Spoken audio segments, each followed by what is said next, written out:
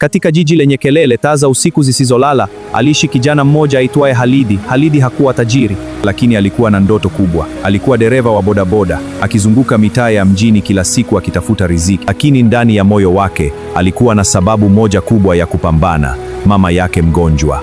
Kila siku Halidi aliamka saa 11 alfajiri. Alipitia hospitali kumwona mama yake kabla ya kwenda kazini. Mama yake alimwambia, mwanangu, usichoke kupambana, Mungu yupo nawe. Lakini ukweli ni kwamba hali ilikuwa ngumu sana. Madeni ya hospitali yalikuwa yanaongezeka na pesa ya bodaboda haikutosha.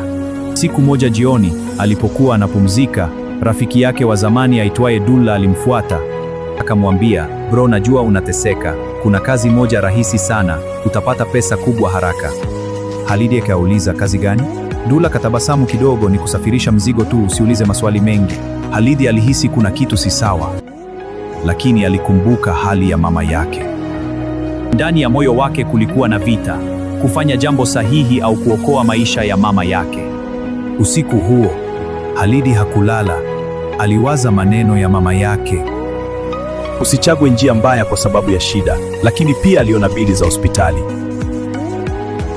Asubuhi yake alimtafuta Dulla na kusema, nipo tayari. Kazi ilikuwa rahisi kwenye kuchukua begi moja na kulipeleka sehemu fulani ya mjini. Sehemu gani? Lakini njiani Halidi aliweza kukamatwa na polisi na kuwekwa kwa chini ya ulinzi mkali. Halidi alikamatwa. Alipofunguliwa lile begi, waligundua lina dawa za kulevya. Machozi yakaanza kumtoka. Sikujua, nilikuwa natafuta pesa ya mama yangu, lakini ilikuwa tayari imechelewa. Akiwa kituoni, alipigiwa simu mbaya zaidi maishani mwake. Mama yake alikuwa amefariki. Dunia ilimzunguka. Halidi alilia kwa uchungu, nilitaka kukokoa, lakini nimekupoteza. Baada ya miezi gerezani, Halidi aliamua kubadilika. Alianza kusoma, kujifunza na kuwashauri wafungwa wengine. Aliahidi moyoni, sitakuja tena kufanya makosa haya. Baada ya kutoka gerezani, Halidi alirudi mtaani, lakini safari hii akiwa mtu mpya. Alianza biashara ndogo halali. Pole maisha yakaanza kubadilika.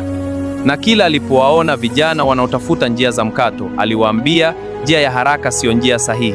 Usikubali shida ikufanye kuwa mtu mbaya.